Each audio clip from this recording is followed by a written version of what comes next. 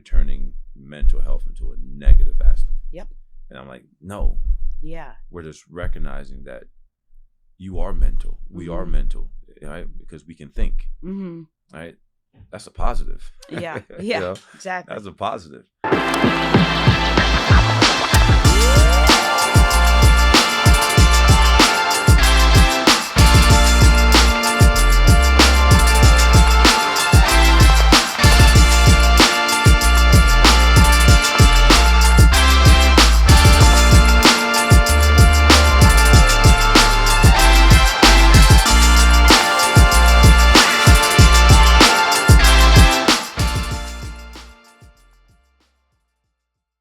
All right, we're back here with the Going All In podcast now, and I've got my buddy Val. He was on my Elevating Resilience podcast, and since then we have grown so much together. We did a mindset symposium together that happened quickly because we both had the intention to make it happen.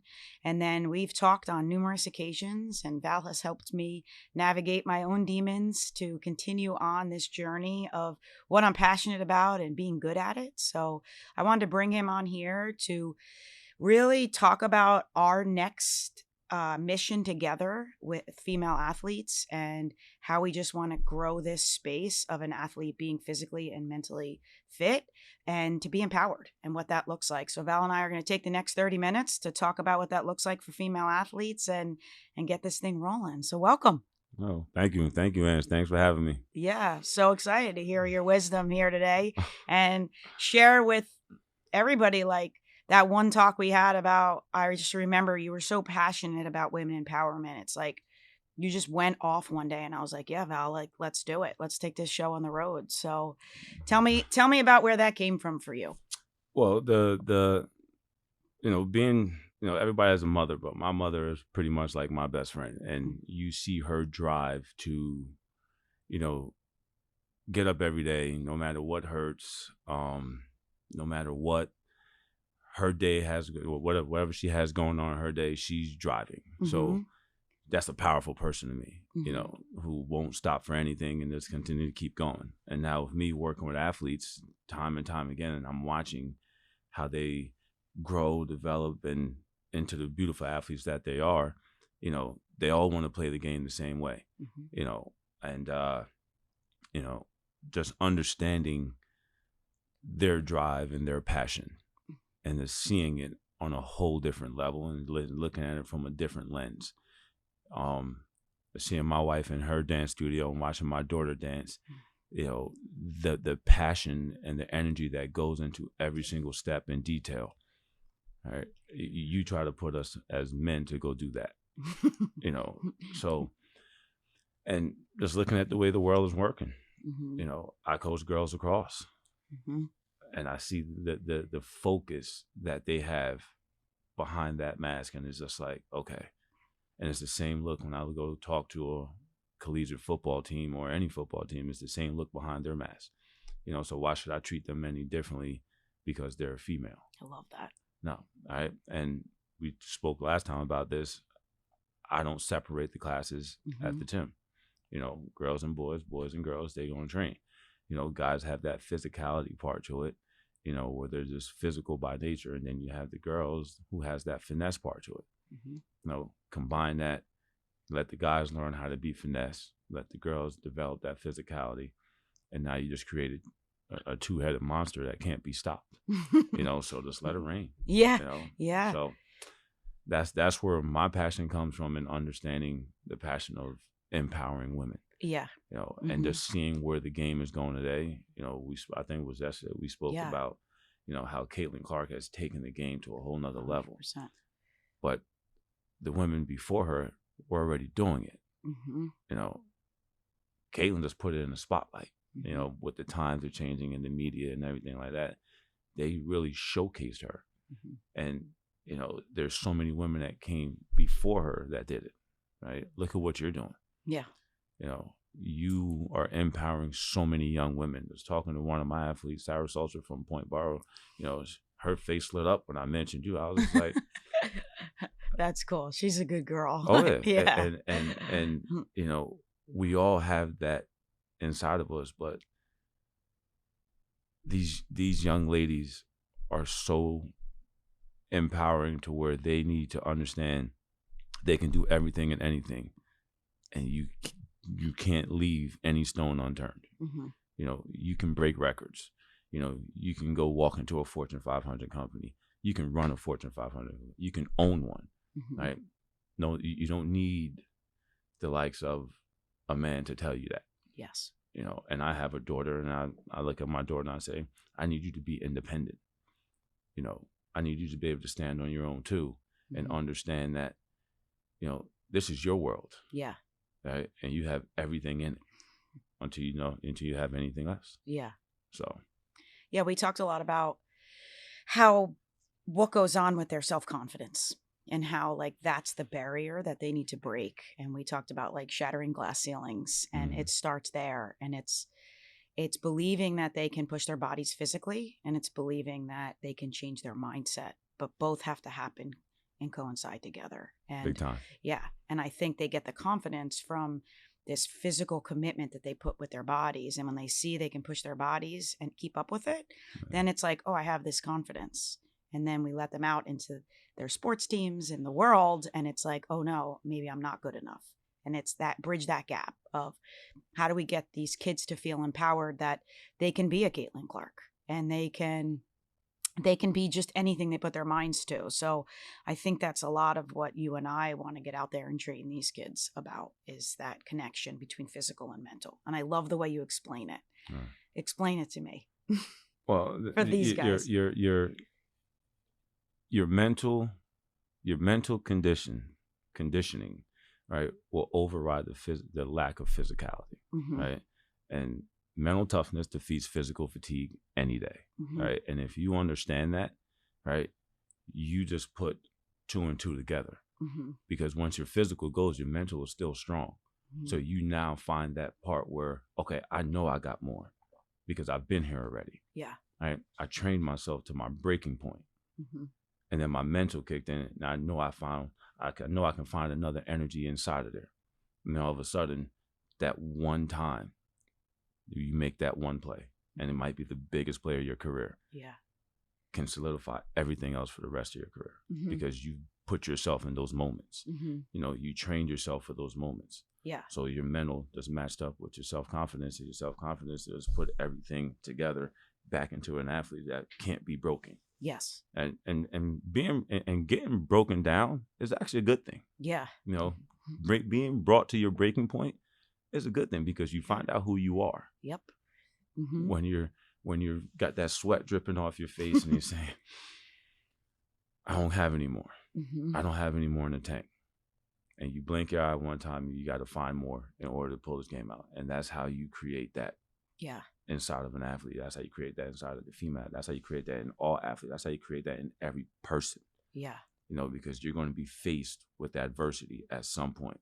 Mm-hmm. And you're going to find out who you are. And that's when your mental and your self-confidence Mm-hmm. comes together. Exactly.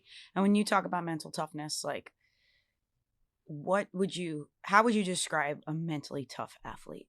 I'd like to, like, it can go in so many ways there, because when I sit back and I think about that, you know, a mentally tough athlete. Let's just play a game here. All right, let's do it. It's 23-7. Okay. The wheels seem like they're falling off. Okay. And all it takes is that one play. Somebody has to make a play. Why not you? Yeah. All right. Mm-hmm. Let me go out here and make this play. Mm-hmm. I don't make the play. Do I come off the sweet spot? Do I take my eye off it? Do I lose the focus of what I need to accomplish here? Do I stay in that moment? All right, because when I stay in that hard moment, I find a way to transition that notch to the positive side of it. Mm-hmm. And I got to make that play. Mm-hmm. All right. And it could be the biggest play of the game. Mm-hmm. All right. Turnover, sack. I have to make that play. Mm-hmm. All right. Sometimes we don't. You look yourself in the mirror and says, did I leave it all out there? Did I give it everything I had in the tank? You show up and you go back to the drawing board, and then you fight again until you can't fight anymore. And there's always another second to fight until you can't fight anymore. Yeah. So you got to make every second of that game count. Yes. Until you can't do it anymore.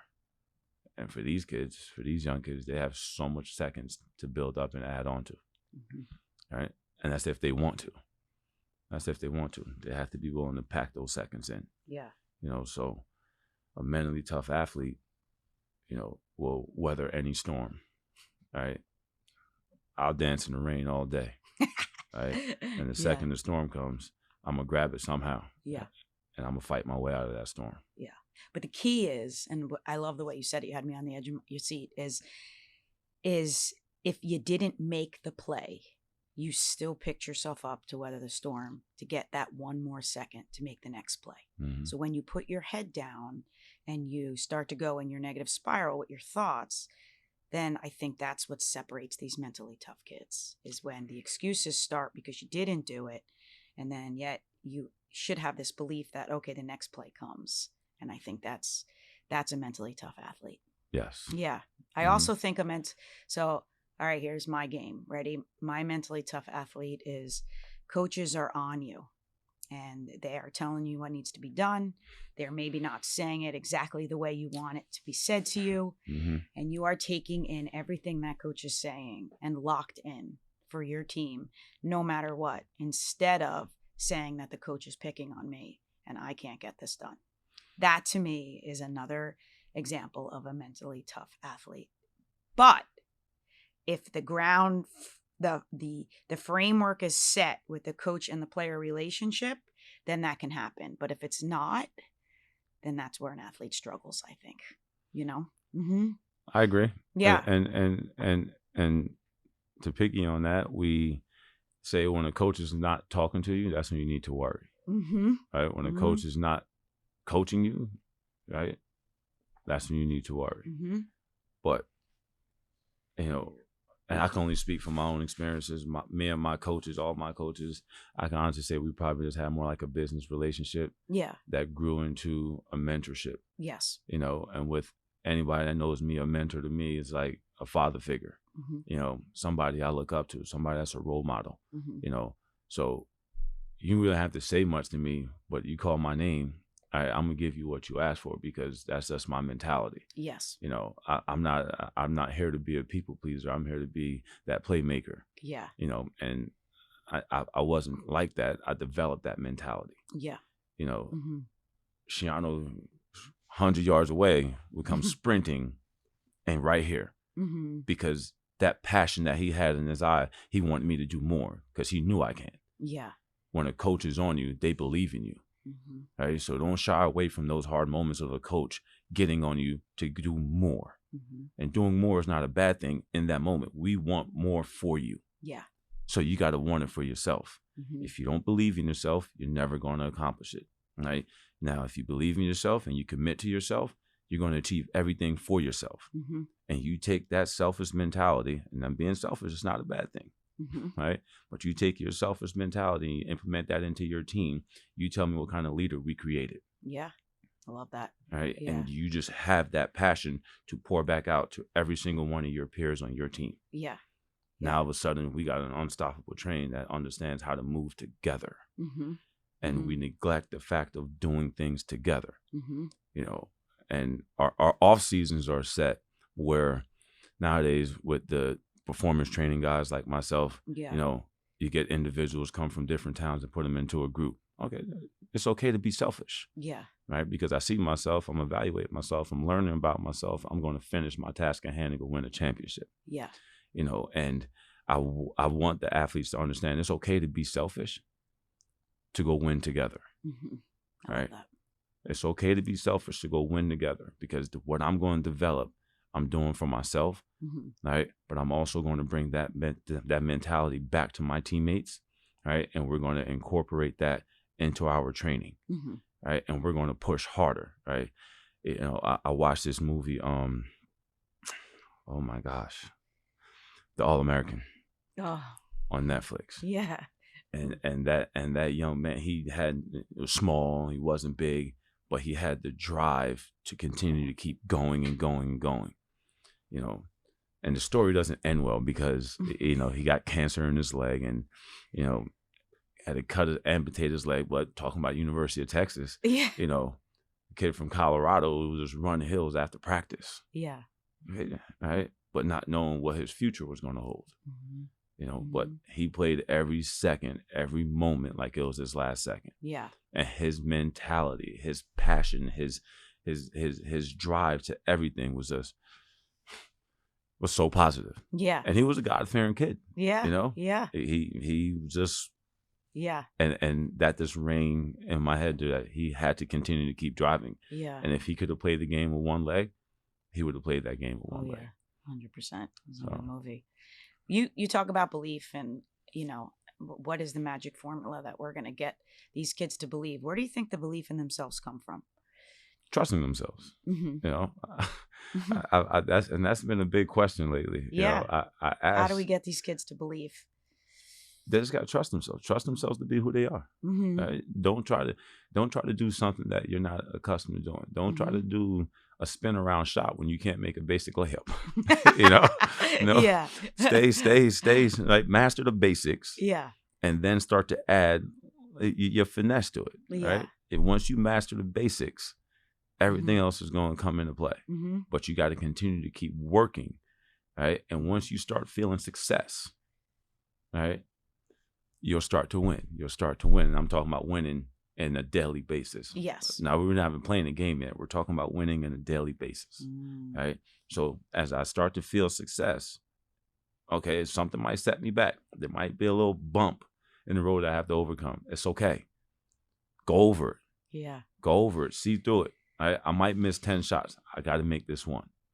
Mm-hmm. You know, and my son has fallen into the form of playing basketball, and he's loving basketball. And he got so upset with himself today because I keep missing. I watched you make 5 shots in a row. What are you talking about? You keep missing. On the miss. But he's so hard on himself. Yeah. Because he wants to be great. But you have a lot of growing to do in order to be great. You want to be great now. But you got to dominate now in order to be greater later. Yeah. Right? Stay hard on yourself, but you got to remember, right? I got a long way to go. Yeah. This is a process. Yeah. And they got to enjoy the process. And not every day of that process is going to be great. Yeah. Emma Haynes. I'm going to drop a name here. Emma Haynes. She's the best. And Mary and Stefanette, oh my goodness, 2 peas in a pod that work so hard. They get upset with themselves when they can't pass my conditioning test. Mm-hmm. And I was like, I did that for a reason, to find out who you are. Mm-hmm. They both looked at me and said, I'm going to run it again. And they pushed themselves. So hard. And and I just stepped back and I had to smile because that's a form of somebody that wants it so bad that they won't accept failure. No. They understand it, but they're never going to accept failure. And they believe in their abilities. Mm-hmm. That's a dangerous person to me. Mm-hmm. That's a dangerous athlete. And coaching them on the hockey field, it's because they do the work off the field, both of them, to prepare for those moments. It means something to them. Yes. When it means something to you, you're not afraid of failure. Mm-hmm. You only see success. Mm-hmm. But you know that you're going to fail at some point, and it's okay. I'd much rather fail now than fail in a game. Yeah. I'd much rather learn now than try to learn that lesson in the game. Yeah. And in that game, there's going to be lessons to learn on the fly. Yeah. You know, the one thing about girls lacrosse and travel, you can't call a timeout. Oh, really? you can't call a timeout. There's no timeouts. Jeez. So you got to coach them on the fly. They got to grasp information. Yeah. Right. And the female sport of lacrosse is such a finesse sport. Yeah. It's so technical. The hand placement of the stick and stuff like that, as opposed to the boys where we can get away because we got that deep pocket. Yeah. So we can that's why they can hack and chop at each other because that ball might not come out. Mm-hmm. And they want to play the game physical. And they want to play the game fast. Mm-hmm. You can because you have the power to go do that with the stick and all that. But now you got to be finesse. You got to be technical. They got to think. They got to dodge. They got to do every step. Daggone, they're perfect just to get that one goal. Yeah. Never thought about it like that. It's a beautiful sport. And you know. Look at you light up about lacrosse. I love it. You know. It's really cool. It's cool to watch when you see how hard they work. Yeah. And when it comes to light for them. And it's like, okay, now I can start doing this. Yeah. Because I mastered this. Yeah. You know, I look at a Chase boy, and I think I said this to her mother the other day. I'm just like, Chase is just a natural. Yeah. I watched her take a boot off and step on the field, and she just dominated the game. And Chase would look you in the face and tell you she was out of shape and 20 pounds heavier, and I was like, girl, you got it. Yeah. You know, that's cool. But I wish they would see that, you know, and I think that they are, and they will, as long as we keep continuously getting it out there and they're around the right people. Like you were talking about the kids needing to trust themselves. I'm big on vulnerability. Like in order to trust yourself, you have to be vulnerable with yourself. Yes. And those around you, because then you take off a layer that you can, other people can trust you and you can trust them. Yes. I think that's huge. And then I think that leads to connection. Like if you're surrounding yourself around the right tribe of people, that's really going to help you grow and grow that belief. But if you're around people that aren't going to put that work in, like I look at shore field hockey, and getting back into it for my last season ever of coaching was the best thing for me, because it's like, oh, they're so good. They're so good. They win. They do all of these things. And then being in the ins and outs of what those coaches do for them and how hard they work, it's like they're good because every single player is locked in to what needs to be done, and they are connected and they trust each other and they're vulnerable. And people think, oh, it's because they played club or it's in their genes or it's this. It is really something. Like it's amazing to see that they have those qualities to be resilient and make that next step. It's very special. Very, very special. So that's what I think you and I can really focus and hone in on, is this space of like teaching our girls to trust themselves, to then connect with the right people, the ones that want to work out, the ones that want to put the work in for their mind and body. And then the next step to me is just this perspective shift. I can be a Caitlin Clark. I can do all things, no matter what. And I think it's going to be exciting for sure. Definitely. No, I 100% agree with you. Yeah. You know, yeah, they're real with themselves. Yeah.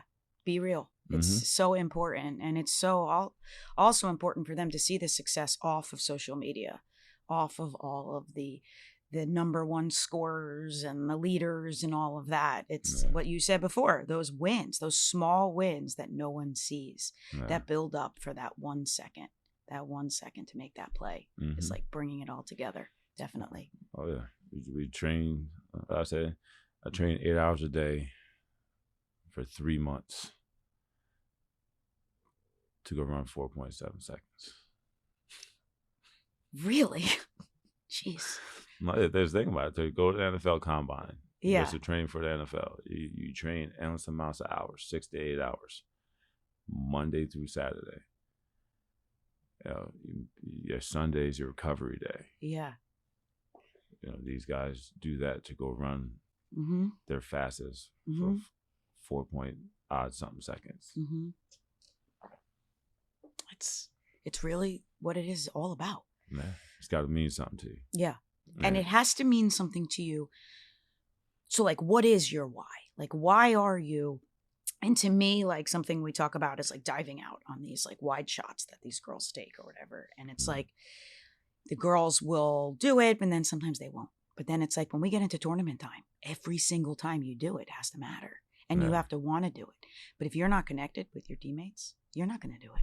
100%. If you're in your head, you're not going to do it. So how do we do the behind the scenes work so that when that ball goes wide, you are diving because you're saying, this is not for me. This is for my team. And I put that work in, which is. Well, you understand your individual purpose. Yes. To understand your why. Yes. Right. So once you understand your individual purpose, you implement your why. So now the hand goes two into it. And then you take your passion and you put that right into it. Yep. Right. And then your work ethic. Right. Your work ethic will showcase. Right. Even if you take one step, even if you make a mistake. Yeah. If you had that consistent work ethic and you created that monster inside you, you will, make up for that mistake, and your teammates will love you for it. Yeah. You know? I think one of the hardest positions to play, especially in lacrosse, is the goalie. Mm-hmm. Who wants to stand there and take that shot coming at you like that? You know, and they do it. You know, and their hand-eye coordination, but their toughness here to say, oh no, I'm not letting this one in. Mm-hmm. You know, especially when somebody's stepping on the line and the girl's got to shoot an 8 meter and you know they can drop a bomb. Yeah. You know, that's tough. That's toughness. Right? Yeah, prepare yourself. Because I was talking to a soccer goalkeeper the other day, and she's like, "It's all my fault." She's like, "The ball went over my head. I misjudged it." And I was like, "Sadly for goalkeepers, your bad mistakes lead to, a difference in the score. But you say the whole thing. Oh, it had to go through all the people to get to you." And she's like, "But this is my job, and this is what I have to do." And I was like, you know what? I'm going to hone in on that because she's right. Mm-hmm. At the end of the day, she's right. That's her job, and this is what she has to do. So now we grow from it. You know, learn from it. Yeah. You know, that doesn't make that. Listen, I've watched soccer goalies, some of the great, let the ball go by them sometimes. It's not like they didn't try. Yeah. Right? It's just that you used your judgment. Yeah. You know, how many game-winning shots have a LeBron James missed? Yeah. Michael Jordan missed. You know, you learn from it. You go back to the drawing board. You evaluate yourself. That's the beautiful thing about the film. You get to watch yourself like, why did that take? And then you go out there and you take 100 of those shots that's being kicked that way. That will never happen again. Yep.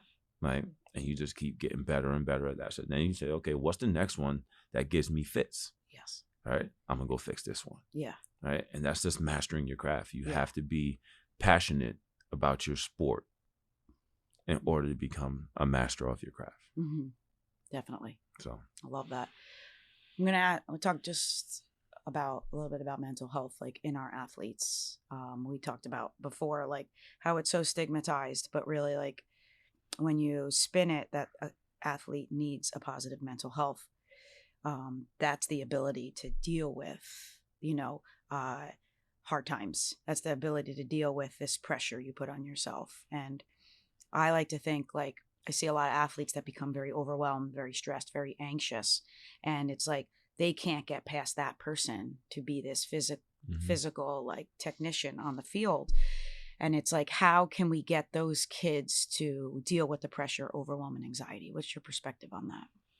Oh, there's two, you know, and when you're in a season, you got to stay in the season. And I've been watching The Last Dance lately with Michael Jordan on Netflix. And Dennis Rodman was probably the most mental person. And Phil Jackson let him go on a little vacation in season. Yeah. Because he needed that. All right. But even when he did that, he was always present. Okay. Because when he wasn't there, you missed his presence. When he was there, okay. Yeah. now we got the number one rebounder. Yeah. And I look at today's athletes and I'm just like, as soon as their season's over, what do you do? You know, they want to go train right away. I'm just like, guys, you just got done playing about 20-something games. Yeah. Relax. Right? Let's ease you into it. Right? Let's get to let the body heal up a little bit, you know, and go evaluate yourself. Go watch film, evaluate yourself. Don't do anything physical. And that's, I told you, I can only tell you things from my own experience. That's what I did. Yeah. I never put my foot in the pair of cleats after the season. I said, I'm gonna take 2 weeks. I'm gonna take a month. I'm gonna go sit in the film room, watch the film room. I'm gonna, you know, take care of my body a little bit, you know, just reground myself. Yeah. Because you can easily just go from one thing and stay in that moment and say, okay, well, we went 0-11. You know? Yeah. You know, I'm just gonna keep accepting this and not do anything about it. No, I need to see why we went 0-11. Yeah. Yeah. And then I need to go work on it. All right. So they need that self-reflect, you know, to say, okay, I did this good and I did this bad, but I'm also being a kid. Yeah. You know, and I hate the fact when they put so much pressure on themselves, and I use the word hate, but they put so much pressure on themselves to get recruited. And I'm like, guys, if you do your legwork, somebody's going to see you. Yeah. If you go out there and showcase yourself, right, the way you are coached to play the game, Mm-hmm. you'll get recruited. Mm-hmm. Mm-hmm. Understand that there's no pressure. Mm-hmm. Only Mhm. person that's putting pressure on you is yourself. And it can be from other sources, but it's you. Mm-hmm. You're the one that got to play the game. You're the one that got to train. You're the one that got to do all the work in order to get there. Other people are just there to guide you. Yeah. We're just here to guide you. We're here Yeah. to assist you. We're here to make you better. Yeah. But you got to have that. You got to have that happy medium where prioritizing your time Yes. and not to be so hard on yourself. Yeah. And add more pressure to yourself, because as a young mind that's not fully developed yet, they can spiral down. Yeah. Or they can stay in that moment. Yep. And grasp themselves. Yeah. 100%. I think the self-reflection tool is really, really important for pressure and overwhelm, and Mm-hmm. being able to get these kids to learn the coping skills in the moment of a game, that now's the time where I got to kick this into gear. So what do I need to do for myself right now? I need to reprioritize. I need to think about my teammates. I need to breathe. I need to remember when I visualized I was in this position already. I think that's really important. And you can't do that if you don't put the work in off the field. So if you just expect in a game when you're going crazy in your head, if you've never practiced that, it's like when you get an injury. What do you do for your injury? You rehab it. What do you do for your pressure and overwhelm you're experiencing? Because you'll never be that athlete.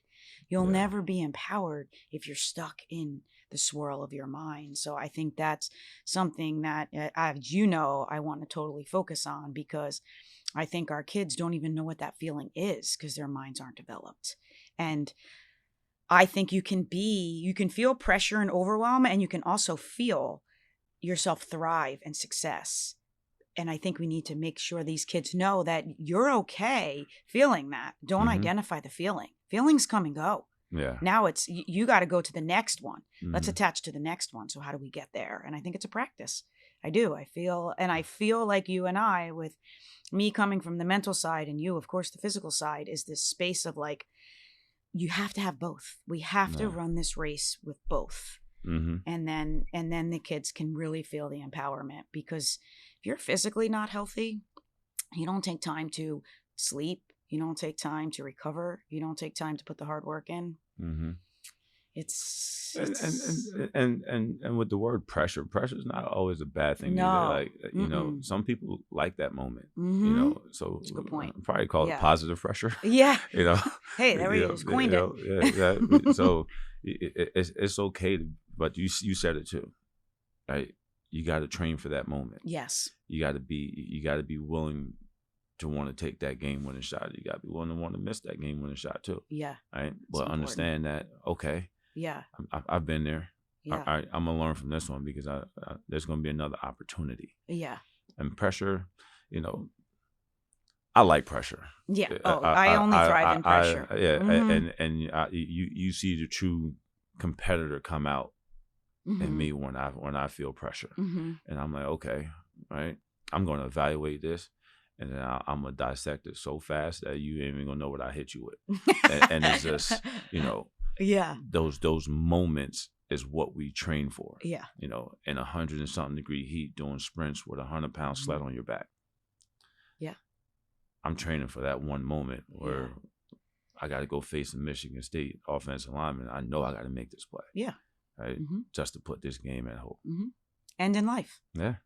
You got to train, you know, to support your family, be a great dad. You're a mentor to a lot of people. And those moments from your athletic career built you for this. And that's why you and your passion to take this to the next level, to continue this conversation about empowerment, is so, it's admirable. And I'm so happy that you're on my tribe. I told you, we roll together. We rolling together. And exactly. I think that there's just a lot to hone in on with these kids, because maybe you're striving to be the next Caitlin Clark, but you can also use any of these strategies and skills to be a great mom, a great teacher, a great businesswoman, anything. And I think that's the secret. The secret sauce is life after sports. Life after sports. Exactly. So, all right, Val. Well, this is just the beginning, and we're coming at them with maybe a Val and Ann show. So yes, and we'll get rolling. So thanks for coming in. Anytime. Thanks for having me. Awesome. That was cool. I could talk to you forever. Oh yeah, I'm like I don't think 30 minutes is enough. It's not enough.